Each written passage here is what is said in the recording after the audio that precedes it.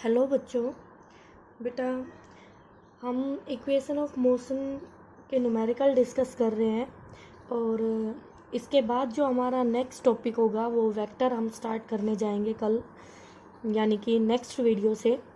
तो आज आपके सामने एक ग्राफिकल क्वेश्चन डिस्कस होगा और एक और क्वेश्चन है बहुत अच्छा, तो आप ढंग से समझिएगा इनको और अपने नोट्स को साथ के साथ तैयार ज़रूर कर ले बेटा, ठीक है। अब गिवन प्रॉब्लम में क्या दिया गया है वो देखिए। कहता है a body is projected vertically upward if T1 and T2 are the times at which the body is at a height h। इसका मतलब ये कह रहा है बेटा, एक बॉडी को जब हम वर्टिकली अपवर्ड प्रोजेक्ट करते हैं तो हमने जहाँ से उसको प्रोजेक्ट किया है अबाउट द स्टार्टिंग पॉइंट या प्रोजेक्शन पॉइंट, उससे h हाइट ऊपर उस बॉडी का टाइम T1 एंड T2 होगा। T1 एंड T2 होगा। कैसे होगा बेटा, आपको समझ आ जाएगा। Then proof that initial velocity u equal to, तो इनिशियल वेलोसिटी जो होगी वो आएगी 1/2 into g into sum of 2 times, यानी T1 प्लस T2 का सम। एंड जो हाइट है वो इक्वल टू आएगी half g into product of time T1 and T2। ठीक है बेटा, तो ये ऐसे कहना चाह रहा है कि एक बॉडी है और जब हम उसको ऊपर की तरफ थ्रो करते हैं तो वो बॉडी ऐसे ऊपर जाती है। तो किसी भी h हाइट पर, ये लोकेशन ले ली, तो वो किसी भी h हाइट पर 2 बार मिलेगी आपको, ठीक है। सिर्फ मैक्सिमम हाइट को छोड़ के मैक्सिमम हाइट पर बॉडी पहुंचेगी और वापस नीचे चल देगी, ठीक है बेटा। तो वो उसकी लास्ट लोकेशन होगी। तो मैक्सिमम हाइट के अलावा कोई भी पॉइंट होगा उसके पाथ पर, तो वहाँ वो 2 बार अपने आप को शो करेगी, एक बार जाते वक्त एक बार वापस आते वक्त। तो ये एक बॉडी है, इसने एक बॉडी को अपवर्ड थ्रो किया और बी पॉइंट पर उसका जाते वक्त उसने T1 टाइम शो किया, यानी यहाँ से ए से बी तक का टाइम उसने T1 लिया। फिर वो ऊपर गई, कहीं उसकी वेलोसिटी 0 बनी और फिर वो वापस नीचे आई, तो बी पॉइंट पर उसका अब टाइम T1 नहीं रहा, क्योंकि बेटा टाइम तो बढ़ रहा है, लेकिन वापस आते टाइम वो उसी लोकेशन से आई। तो बी लोकेशन पर जब वो पहुंची अब टाइम जा चुका था T2, ठीक है। तो अब टाइम हो चुका है T2, ओके। और ये h हाइट ऊपर की हम बात कर रहे हैं इनिशियल पॉइंट से अबव। तो हमें बताना है कि जो इसकी इनिशियल वेलोसिटी आपने प्रोवाइड की है, ये u वेलोसिटी, तो ये u वेलोसिटी इक्वल टू होगी दिस, एंड जो ये हाइट, जो हम हाइट h ले रहे हैं वो इक्वल टू होगी दिस। तो ये हमें प्रूव करना है बेटा। तो स्टार्ट करते हैं। गिवन प्रॉब्लम बिल्कुल सिंपल सी है बेटा, थोड़ी सी इसमें आपकी बेसिक नॉलेज, यानी कि जो आपके अब तक के कॉन्सेप्ट है जो आपने 9th-10th में सीखा है वो यूज होंगी। तो देखिए ध्यान से। अब हमारे पास मोशन अंडर ग्रेविटी है बेटा, सिंपल सा है, तो यूनिफॉर्मली एक्सेलरेटेड मोशन है आपका। तो क्या हम ये इक्वेशन यूज कर सकते हैं यहाँ पर, s equal to u t plus half AT square, बिल्कुल। और मैं इसको अप्लाई कर रही हूँ फ्रॉम A to B के लिए। कहाँ से कहाँ तक अप्लाई कर रही हूँ, फ्रॉम A to B के लिए। तो बताओ बेटा, जब आप ऊपर जा रहे हो तो इनिशियल पॉइंट नीचे और फाइनल पॉइंट ऊपर, तो क्या डिस्प्लेसमेंट पॉजिटिव होगा? यस। क्या वेलोसिटी इनिशियल u पॉजिटिव है? बिल्कुल, अपवर्ड में है। ut plus half g always negative बेटा, डाउनवर्ड एक्ट करता है, तो minus g into t square, okay. अब बच्चों यहाँ से h equal to u t और ये minus half g t square हो गया। इस 2 का एल्शियम ले लिया पूरी इक्वेशन में, तो ये बन गया 2h equal to 2ut minus g t square. अब बेटा देखिए, जी टी स्क्वेयर को इधर ले आए तो g t square minus 2ut plus 2h equal to 0। तो अगर हम ध्यान से देखें तो यहाँ t की पावर 2 है, यहाँ t की पावर 1 है, यहाँ t की पावर 0 है, यानी कि गिवन जो इक्वेशन है वो t की पोलिनोमियल इक्वेशन है, ठीक है। तो यहाँ पर मैक्सिमम पावर 2 है, तो ये क्या हो गई, एक क्वाड्रेटिक इक्वेशन हो गई। कैसी इक्वेशन हो गई बेटा, ये क्वाड्रेटिक इक्वेशन हो गई, ओके।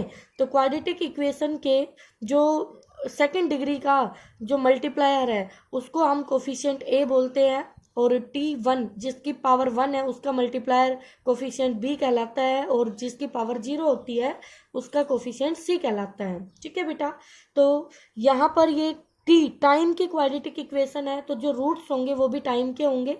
तो इस इक्वेशन के 2 रूट मिलेंगे हमें, T1 एंड T2, ठीक है। तो बताइए क्या हम यहाँ से A B C की वैल्यू लिख सकते हैं? यस मैम, बिल्कुल लिख सकते हैं। तो यहाँ से हमने सम ऑफ फ्रूट्स, क्योंकि मुझे देखो ध्यान से इक्वेशन को अगर हम देखें जो हमें प्रूव करना है, तो एक में T1 प्लस T2 है और एक में T1 इंटू T2 है। तो हम बेटा यहाँ पर अब आपको सोचना है कि किस तरह से रिलेट किया जाएगा रिजल्ट को गिवन प्रॉब्लम से।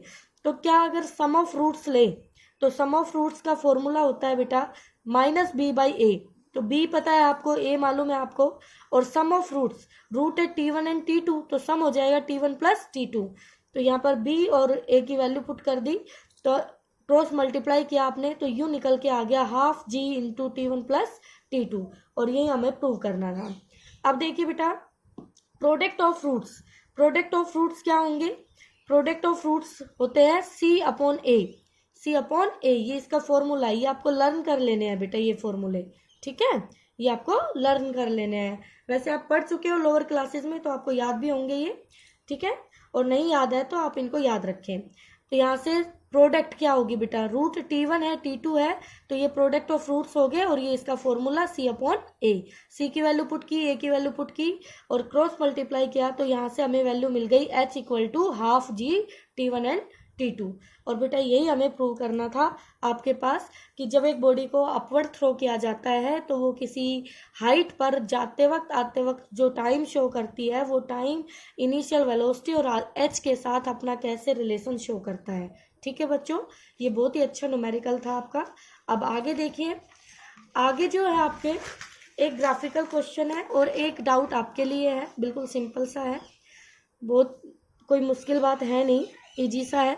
तो देखिए इसमें क्या करना है आपको, जो आपके लिए टास्क है उसमें दिया गया है एक बिल्डिंग से एक बॉडी को ऊपर फेंका गया है वर्टिकली अपवर्ड और एक बॉडी को वर्टिकली डाउनवर्ड फेंका गया है, ठीक है, और दोनों बॉडी सेम हाइट से थ्रो की गई है, बस दोनों की डायरेक्शन अलग अलग है, एक को अपवर्ड थ्रो किया गया है और एक को डाउनवर्ड थ्रो किया गया है। तो कहता है विच स्ट्राइक विद लार्ज वेलोसिटी, तो इन दोनों में से ग्राउंड से कौन सी ज़्यादा वेलोसिटी से टकराएगी, ए टकराएगी या बी टकराएगी, तो ये आपको सोचना है बेटा अच्छे से, ठीक है। अब आगे देखिए एक ग्राफिकल क्वेश्चन और कर लेते हैं हम, और इस क्वेश्चन से आपके बहुत सारे क्वेश्चन डिस्कस हो जाएंगे। अब दिया गया है वेलोसिटी टाइम ग्राफ, ये वेलोसिटी है वाई एक्सिस पर और एक्स एक्सिस पर टाइम है, जो एक बॉडी के मोशन को शो कर रहा है, रिप्रेजेंट कर रहा है, और हमें कैलकुलेट करना है डिस्प्लेसमेंट, ये डिस्प्लेसमेंट फाइंड आउट करना है बेटा आपको, और 8 सेकंड में हमें बताना है। वो आपको अलग अलग टाइम इंटरवल भी दे सकता है, तो यहाँ टोटल 1 सेकंड के लिए डिस्प्लेसमेंट डिस्कस करना है। अब बच्चों एक चीज़ का ध्यान रखना, यहाँ पर जो रेफरेंस है, जो ये ओरिजिन लाइन है, इससे ऊपर वेलोसिटी पॉजिटिव है और इससे नीचे वेलोसिटी नेगेटिव है, ठीक है। और आपको पता है जब हम 1D में चलते हैं, मतलब एक लाइन पे हम चलते हैं ऐसे, ये एक लाइन हम लेते हैं, तो यहाँ दिखाती हूँ, ये एक लाइन मैंने शो की, अगर इस ओ के ओरिजिन अगर इसको मानती हूँ तो इसके राइट साइड में अगर मैं जाती हूँ तो वेलोसिटी मैं पॉजिटिव लेती हूँ बेटा, और अगर मैं लेफ्ट में जाती हूँ तो वेलोसिटी में नेगेटिव लेती हूँ, ये डायरेक्शन लेते हैं हम, ठीक है। तो यही बात है बेटा यहाँ भी कि इससे अबव पॉजिटिव और डाउन नेगेटिव। तो डिस्प्लेसमेंट में क्या होगा, एक बार बॉडी इधर गई फिर वापस आई, तो ये वही वाली बात हो गई है, एक लाइन पर बॉडी ऐसे जा रही है फिर वापस आ रही है, तो ये देख ली वेलोसिटी बताएगी आपको कि वो कैसे कैसे जा रही है, ठीक है बच्चों। तो देखिए 0 से 2 सेकेंड तक वेलोसिटी आपकी 2 मीटर पर सेकेंड रही, यानी कॉन्स्टेंट रही, वेलोसिटी में कोई चेंज नहीं हुआ, ठीक है। ध्यान से देखिए, ग्राफ को पढ़ना बहुत जरूरी है। तो 0 से 2 सेकेंड तक वेलोसिटी हमारी कांस्टेंट है, चेंज नहीं हो रही है। फिर 2 से 3 सेकेंड तक देखिए वेलोसिटी आपकी इंक्रीज कर रही है, ये देखिए इंक्रीज कर रही है, बढ़ रही है, ठीक है। और उसके बाद 3 से 4 एंड 5, ये 5 नीचे 5 तक जाएगा, देखिए ये ऐसे 5 तक जा रहा है, ओके। तो यहाँ पर ये गया 5 तक, तो ये देखिए ये वेलोसिटी, अब यहाँ से वेलोसिटी धीरे धीरे इस डायरेक्शन में कम हो रही है, पहले 0 हुई, 0 इधर घटती आई, 0 हो गई, फिर दूसरी डायरेक्शन में बढ़ गई, ठीक है, तो 6 तक चली गई। तो -6 का मतलब ये है नेगेटिव में 6 मीटर पर सेकेंड है, ठीक है बेटा। अब इसके बाद फिर कांस्टेंट हो गई, और उसके बाद फिर इसकी डायरेक्शन चेंज हो गई बेटा, लेकिन वेलोसिटी उसकी रही 4, और यहाँ 6 से लेके 8 तक हो, 8 सेकेंड तक। ठीक है, तो ये है ग्राफ को रीड करना। अब देखिए, हमें पता है वेलोसिटी टाइम ग्राफ का जो एरिया होता है, एरिया वीटी ग्राफ का एरिया इक्वल टू होता है डिस्प्लेसमेंट की। वो हमें क्या देता है? डिस्प्लेसमेंट देता है। ठीक है, वीटी ग्राफ का।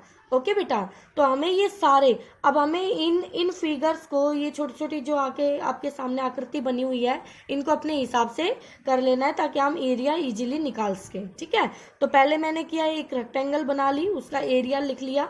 फिर मैंने एक ट्रेपेजियम ले लिया, उसका एरिया लिख लिया। फिर मैंने एक ट्रायंगल ले ली बेटा, उसका एरिया लिख लिया। और फिर मैंने इसको डिवाइड नहीं किया, आप इसको कर सकते थे ट्रायंगल प्लस रेक्टेंगल। मैंने इसको अगेन ट्रेपेजियम ले लिया पूरा, उसका एरिया ले लिया, और इसके आगे मैंने माइनस लगाया है। ये सारे एरिया एक डायरेक्शन में हुए हैं तो इनको प्लस, यानी वो एक ही डायरेक्शन में चल रहा है, जैसे भी चल रहा है, चाहे उसकी वी बढ़ रही है या घट रही है।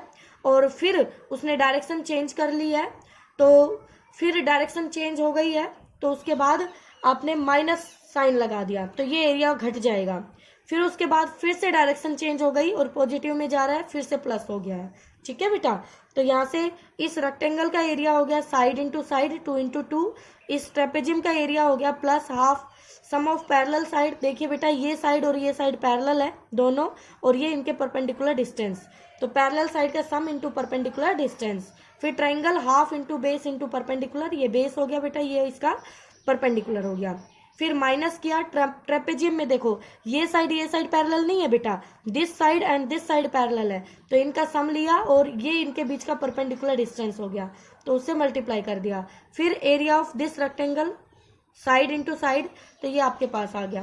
तो यहाँ से जब हमने इसको सोल्व किया तो ये आ गया आपका 10 मीटर, तो ये आपका डिस्प्लेसमेंट हो जाता है 10 मीटर।